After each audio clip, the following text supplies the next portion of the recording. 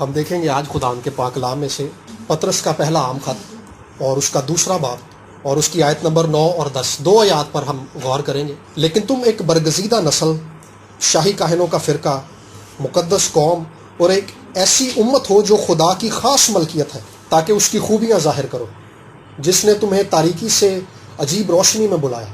پہلے تم کوئی امت نہ تھے مگر اب خدا کی امت ہو، تم پر رحمت نہ ہوئی تھی مگر اب تم پر رحمت ہوئی ہے۔ آمین۔ ابتدا ہی سے جب خدا نے اس کائنات کو بنایا، آسمان اور زمین کو بنایا، تو خدا کے پاس ایک پلان تھا۔ خدا اس زمین کو بنانے کے بعد اپنے لیے ایک خاص امت بنانا چاہتا تھا، ایک ایسی امت، ایک ایسی قوم، ایک ایسا گھرانہ جو براہ راست خدا کا گھرانہ ہو۔ اور خدا نے جب اس دنیا کو بنا دیا اور آدم کے گناہ کے بعد خدا نے اس زمین کی ساری قوموں میں سے بنی اسرائیل کو چنا کہ بنی اسرائیل اس زمین پر خدا کا خاندان ہو، خدا کا گھرانہ ہو، خدا کی قوم ہو، خدا کی مملکت ہو اور خدا کی ملکیت ہو۔ مطلب ایک ایسی قوم ہو جو براہ راست خدا کی قوم کہلائے، جس کو دیکھ کر لوگ یہ کہیں کہ یہ لوگ خدا کے لوگ ہیں، خدا ان کے درمیان میں ہے، خدا ان کے ساتھ کام کرتا ہے، خدا اپنے زور کو، خدا اپنی وفاداری کو، خدا اپنی قدرت کو بنی اسرائیل کے ساتھ ظاہر کرتا ہے۔ اور اس کے بعد کیا ہوتا ہے؟ یسوع مسیح کے کفارے کے بعد، کیونکہ خدا جو ہے ساری دنیا کے سب لوگوں سے پیار کرتا ہے، صرف بنی اسرائیل سے نہیں پیار کرتا، بلکہ زمین پر جتنے لوگ رہتے ہیں، خواہ وہ ہندو ہیں، خواہ وہ مسلم ہیں، خواہ وہ کسی بھی قوم یا قبیلے سے تعلق رکھتے ہیں، کسی بھی طرح کے ہیں، خدا ان سب سے محبت رکھتا ہے۔ اور خدا اپنے اس خاص منصوبے کو، جو خدا مملکت بنانے کا منصوبہ تھا، خدا کی ایک امت بنانے کا منصوبہ تھا، خدا کا ایک اپنی نسل بنانے کا منصوبہ تھا، خدا اب ساری دنیا میں سے اپنے لیے لوگوں کو جمع کر رہا ہے۔ اور جو کوئی یسوع مسیح پر ایمان لاتا ہے، یسوع کے خون سے دھل جاتا ہے، اور وہ یسوع کے خون سے دھلنے کے بعد خدا کی خاص ملکیت بن جاتا ہے، وہ خدا کے خاندان کا حصہ بن جاتا ہے، خدا کی برگزیدہ نسل بن جاتا ہے۔ برگزیدہ کا مطلب ہے جس شخص کو چن لیا جاتا ہے، چن کر الگ کر لیا جاتا ہے کہ یہ بھائی میرا ہے۔ یعنی جو یسوع کے خون سے دھل جاتا ہے، خدا اس کو دنیا سے الگ کر لیتا ہے۔ اور خدا جیسے بنی اسرائیل کے ساتھ، خدا بنی اسرائیل کے ساتھ جس طرح سے اپنے آپ کو ظاہر کرتا تھا، جس طرح سے ان کے ساتھ کام کرتا تھا، دوسری قوموں میں اس طرح کام نہیں ہوتا تھا۔ دوسرے لوگ خدا سے اس طرح سے واقف نہیں تھے، وہ خدا کی رحمت کا اس طرح سے تجربہ نہیں رکھتے تھے جس طرح سے بنی اسرائیل رکھتے تھے۔ خدا ویزیبلی ان کے درمیان میں ظاہر ہوتا تھا، آگ کے ستون کے اندر بھی ان کے درمیان میں ظاہر ہوا، جب شریعت انہیں دی گئی، پھر بادل کے اندر ظاہر ہوا۔ اس کا مطلب یہ ہے کہ جب خدا نے انہیں چن لیا ہے تو خدا اپنا آپ ان پر ظاہر کر رہا ہے۔ جس طرح سے پوری دنیا خدا کو دیکھ رہی ہے، آج ہم اس طرح سے خدا کو نہیں دیکھتے۔ خدا جو ہے ساری دنیا کے لیے خدا ہے، لیکن وہ ہمارے لیے باپ ہے۔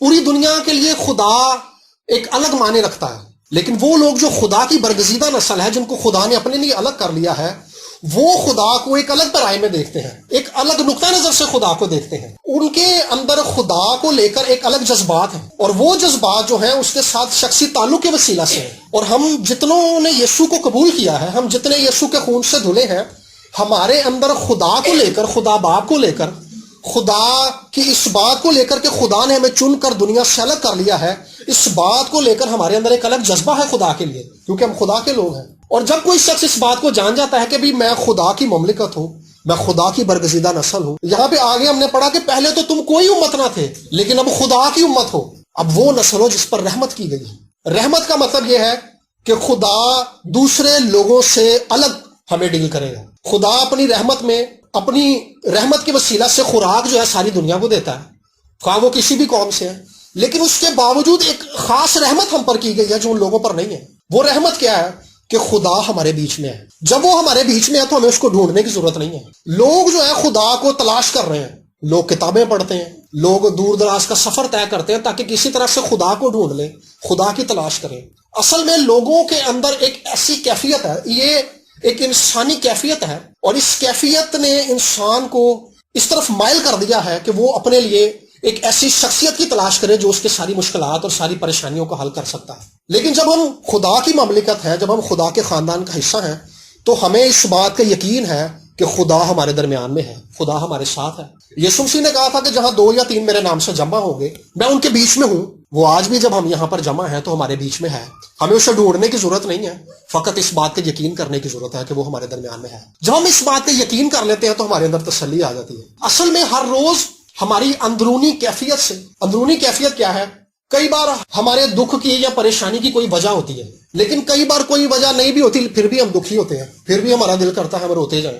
یہ ایک انر کیفیت ہے جس کے اندر سے انسان ہر روز گزرتا ہے، اور یہ جو انسانی کیفیت ہے یہ اتنی خطرناک ہے کہ یہی انسان کو گناہ کی طرف لے جاتی ہے۔ لوگ اس کیفیت سے نکلنے کے لیے گناہ کا راستہ اختیار کرتے ہیں کہ کسی طرح سے وہ اپنے اندر کی اس کیفیت سے نکل جائیں۔ لوگ سوچتے ہیں کہ شاید میرے زندگی کے اندر خوشی نہیں ہے تو میں شاید آؤٹنگ کروں گا، میں کسی ملک کے اندر جاؤں گا، میں پارٹیز میں جاؤں گا، تو شادیوں میں جاؤں گا، دوستوں سے ملوں گا تو شاید یہ حالت نکل جائے گی۔ وہ نہیں جاتی۔ یا وہ سوچتا ہے کہ یار میں انجوائے کروں گا اپنی لائف کو، میری لائف کے اندر خوشی نہیں ہے، میرے اندر خوشی کی کمی ہونے کی وجہ سے میری یہ کیفیت ہے، جبکہ یہ کیفیت اصل میں ہمارے اندر کی کیفیت ہے جس کو خدا دور کر سکتا ہے۔ یہ اس بات کی نشانی ہے کہ ہمارے اندر اطمینان نہیں ہے، ہماری روح کو اطمینان کی ضرورت ہے، اور وہ اطمینان ہمیں تب ملے گا جب ہم یہ بات جان جائیں گے کہ ہم خدا کی امت ہے، خدا ہمارے بیچ میں رہتا ہے، خدا ہمارے ساتھ کام کرتا ہے، خدا دوسرے لوگوں سے فرق ہمیں ڈیل کرتا ہے۔ خدا کے جذبات، خدا کی محبت، خدا کی رحمت ساری دنیا کے ساتھ ہے، لیکن ہمارے ساتھ ایک الگ مینرز کے اندر ہے۔ ایک باپ کی محبت اپنے بچوں کے ساتھ فرق طرح سے ہوتی ہے۔ ساری دنیا کے بچے بھی بچے ہی ہوتے ہیں، لیکن جو اس کے اپنے بچے ہوتے ہیں، جو اس کی اپنی اولاد ہوتی ہے، اس کے لیے اس کے جذبات فرق ہوتے ہیں۔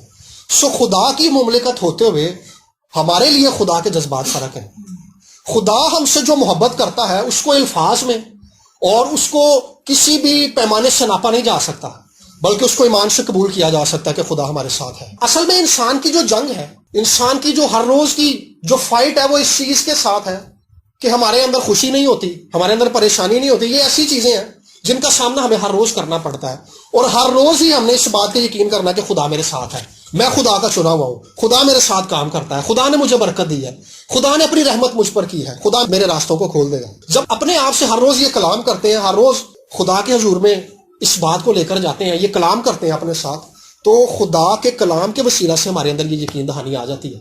خدا جو ہے بنی اسرائیل کے اندر اپنے آپ کو الگ الگ طور سے ظاہر کر رہا ہے۔ ہم نے دیکھا کہ وہ بنی اسرائیل کو خدا نے شریعت دی تو خدا ویزیبلی آگ کی صورت میں ان کے درمیان میں ظاہر ہوا، اور وہ لوگ خوف زدہ ہو گئے۔ تو خدا جو ہے ہمارے درمیان بھی اپنے آپ کو ظاہر کرتا ہے۔ کئی بار ہم سوچتے ہیں کہ یار اگر ہم خدا کے لوگ ہیں، اس بات کو لے کر ابلیس جو ہے اس بات کو لے کر ایمانداروں کو مایوس کرتا ہے کہ تو ابلیس اس بات کو استعمال کرتا ہے کہ بھی خدا تو تجھے نظر نہیں آتا، تو تیری زندگی کے اندر اطمینان اسی لیے نہیں ہے۔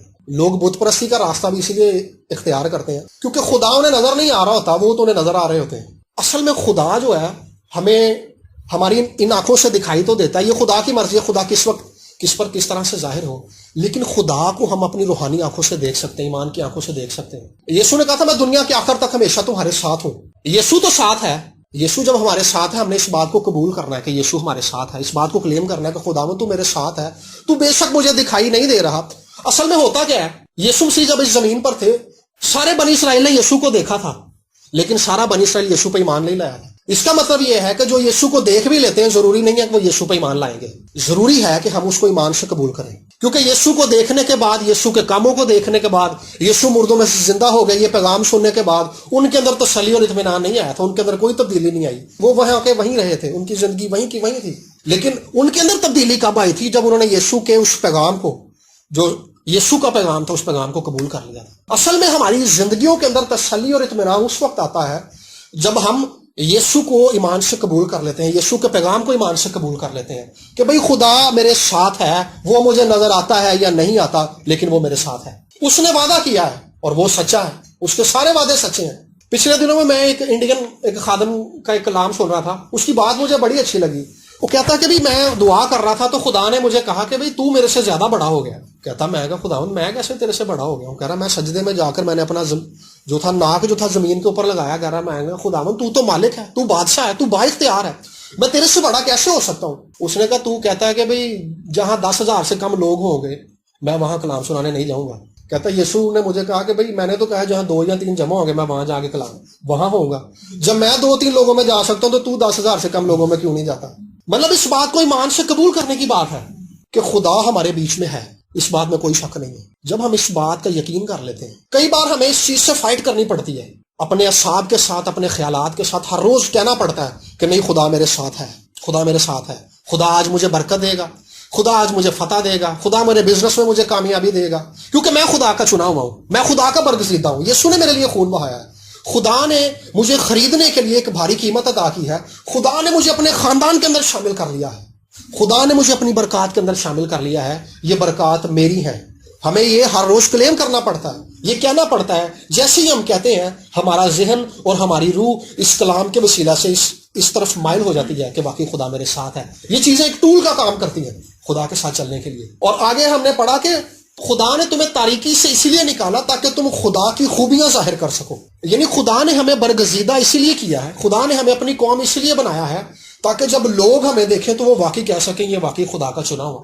جب ہم یسوع کو قبول کر لیتے ہیں تو اس کے بعد کا سٹیپ یہ ہوتا ہے کہ یسوع ہمیں تیار کرتا ہے. یسوع ہماری شخصیت پر کام کرتا ہے. یسوع ہماری سوچوں کو تبدیل کرتا ہے. یسوع ہمارے کردار پر کام کرتا ہے. یسوع ہمارے خیالات کو تبدیل کرتا ہے. یسوع فیملی کے اندر جو ہمارے رویے ہوتے ہیں ان کو تبدیل کرتا ہے. یسوع ہماری زندگی کا جو مقصد ہے, جو ہم نے سمجھا ہوتا ہے کہ میرا یہ مقصد ہے, یسوع اصل میں اس مقصد کی سمت کو درست کرتا ہے کہ بیٹا زندگی گزارنے کا مقصد عیش و عشرت کے اندر زندگی گزارنا نہیں ہے, بلکہ زندگی گزارنے کا مقصد یسوع کی تلاش کرنا ہے, خدا کی تلاش کرنا ہے, خدا کو پانا ہے, خدا کے کلام پر چلنا ہے اور یسوع کو اپنا نجات دہندہ ماننا ہے اور کلیسیا کے ساتھ جڑ جانا ہے. اصل میں یہ جو خدا کی چوزن نیشن ہے, خدا کی چنی ہوئی قوم ہے, یہ خدا کی کلیسیا ہے. اور کلیسیا جو ہے یسوع مسیح کا بدن ہے. یہ تو آپ سوچ سکتے ہیں کہ جو کلیسیا مسیح کا بدن ہے, خدا اس کو مسیح سے جدا کر سکتا ہے؟ نہیں کر سکتا. مطلب اگر میرا سر میرے باڈی سے الگ ہو جائے تو اس کا مطلب ہے کہ کہانی تو ختم ہو گئی. جس طرح سے میرا سر میری باڈی کے لیے اہمیت رکھتا ہے, اسی طرح سے یسوع کا بدن جو ہے یسوع کے لیے اہمیت رکھتا ہے. یسوع کلیسیا کا سر ہے اور کلیسیا جو ہے اس کا بدن ہے. دیکھا جو تمہیں چھوتا ہے وہ میری آنکھ کی پتلی کو چھوتا ہے. کیوں؟ کیونکہ وہ اس کا بدن ہے. خدا اس بات کو بیئر نہیں کرتا کہ خدا کی کلیسیا کو کوئی دیکھے, خدا کی کلیسیا کے خلاف کوئی پلاننگ کرے. خروج کی کتاب کے جو پہلے 2 چیپٹر ہیں وہ بڑے خاص چیپٹر ہیں. ان میں بنی اسرائیل کے خلاف سازش ہو رہی ہے. فرعون نے ایک میٹنگ کال کی, انہوں نے کہا کہ جی, اس نے اپنے لوگوں کو جمع کیا, اس نے کہا کہ بنی اسرائیلی جو ہیں ہمارے ملک کے اندر آئے ہیں, یہ تو بڑے مضبوط ہو گئے ہیں, انہوں نے جائیدادیں بنا لی ہیں, انہوں نے بزنس کھڑے کر لیے ہیں, تو ایسا نہ ہو کہ یہ ہمارے دشمنوں کے ساتھ مل کر ہم پر ہی حملہ کر دیں اور ہمارے ملک پہ قبضہ کر لیں. وہ چھپ کر ایک پلاننگ کرتے ہیں اور پلاننگ بعد میں یہ ہوتی ہے, وہ کہتا ہے کہ بھی ان کے جو بھی لڑکے پیدا ہوں ان کو قتل کر دیا جائے. لیکن وہاں پر لکھا کہ خدا کا ہاتھ کیونکہ ان پر تھا, وہ بنی اسرائیل کو ختم کرنا چاہتا تھا, لیکن جن دائیوں کو اس نے حکم کیا تھا کہ بنی اسرائیل کے لڑکے کو قتل کر دے پیدا ہوتے ہی, وہ ایسا نہیں کرتی تھی. خدا نے ان کو بھی برکت بخشی. خدا دیکھیں جب ان پہ پریشر آ رہا ہے, جب ان پہ مصیبت آ رہی ہے, جب ان پہ ٹف ٹائم آ رہا ہے, اسی وقت خدا نے انہیں اور زیادہ پھیلانا شروع کر دیا. بنی اسرائیل کے اوپر جو خدا کی برکت مصر کے اندر ٹھہری ہوئی تھی, اصل میں وہ برکت مصریوں کے لیے خطرے کا باعث تھی. کلیسیا کے اوپر خدا کا جو جلال ٹھہرا ہوا ہے, جو برکت خدا کی ٹھہری ہوئی ہے, خدا کی امت کے اوپر جو خدا کی برکت ٹھہری ہوئی ہے, اصل میں یہی وہ روب ہے. اسی کی وجہ سے غیر قومیں ہم سے جیلسی کرتی ہیں, لیکن یہی وہ برکت ہے جس کے وسیلہ سے خدا ہمیں پھیلا کر اس زمین پر مضبوط قوم بنائے گا. جس طرح سے خدا نے بائبل کے اندر لکھا کہ بنی اسرائیل کو جتنا مصریوں نے ستایا تھا وہ اتنا ہی پھیلتے گئے. تو حالات اور مصیبتیں اور مسائل اور ابلیس ہمیں جتنا ستائیں گے ہم اتنا ہی پھیلتے چلے جائیں گے. یہ بائبل کا اصول ہے. ہمیں کوئی دبا نہیں سکتا کیونکہ ہم خدا کی چنی ہوئی قوم ہے, ہم خدا کی امت ہے, ہمیں خدا نے برکت دی ہوئی ہے. جس سے خدا برکت دے دیتا ہے اس سے بڑھنے سے کوئی روک نہیں سکتا. نہ آسمان پر کوئی ایسی قوت ہے, نہ زمین کے اوپر کوئی ایسا شخص ہے, نہ آسمانی مقاموں کے اوپر کوئی ایسی قدرت ہے کہ وہ اس شخص کو بڑھنے سے روک سکے جسے خدا نے برکت دے دی ہے.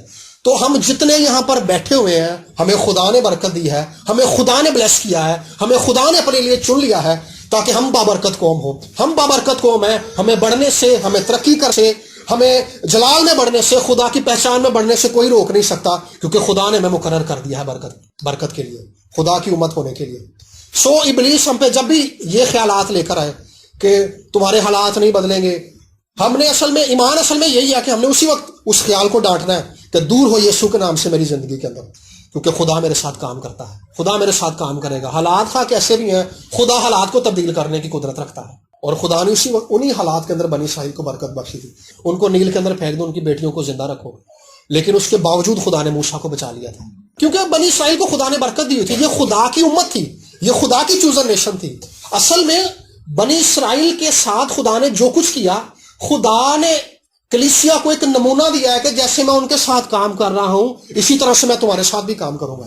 سو خدا ہمارے ساتھ کام کرتا ہے, خدا ہمارے ساتھ کام کرتا ہے. ہم نے ہر روز اس بات کے اندر آگے بڑھتے جانا ہے کہ خدا میرے ساتھ ہے. مجھے خدا نے چن لیا ہے تاکہ میں اس زمین پر خدا کا جلال ظاہر کر سکوں. मेरे वसीला से लोग बरकत पाएंगे, मेरे वसीला से जहां मैं काम करता हूं वो लोग बरकत पाएंगे, मेरे वसीला से दोस्त हैं जो वो बरकत पाएंगे, मेरे अजीज बरकत पाएंगे क्योंकि खुदा ने मुझे बरकत दी हुई है। सो आए आंखों को बंद करेंगे और इस बात के लिए हम खुदा की शुक्रगुजारी करेंगे कि खुदा ने हमें चुन लिया है अपनी उम्मत होने के लिए, अपनी खास ममलिकत होने के लिए खुदा ने हमें चुन लिया है। हम खुदा की चूजन नेशन है, हम शाही काहिनों का फिरका है, उसकी एक बरगजीदा नस्ल है जिसको खुदा ने अपने लिए अलग कर लिया है ताकि हमारे वसीला से खुदा का जलाल दुनिया पर जाहिर हो। हमारे वसीला से खुदा दुनिया को, गैर कौमों को ये बता सके कि खुदा हमारे बीच में है, खुदा हमारे साथ है, खुदा की बरकत, खुदा का जलाल, खुदा की रहमत, खुदा की हसमत, खुदा की कुदरत हम पर ठहरी हुई है और हमारी दुआओं का जवाब खुदा देगा। खुदा हमारी जिंदगियों से अपने नाम को इज्जत और जलाल देगा। हालेलुया। आइए शुक्रगुजारी करना शुरू करें। Hallelujah, praise the Lord.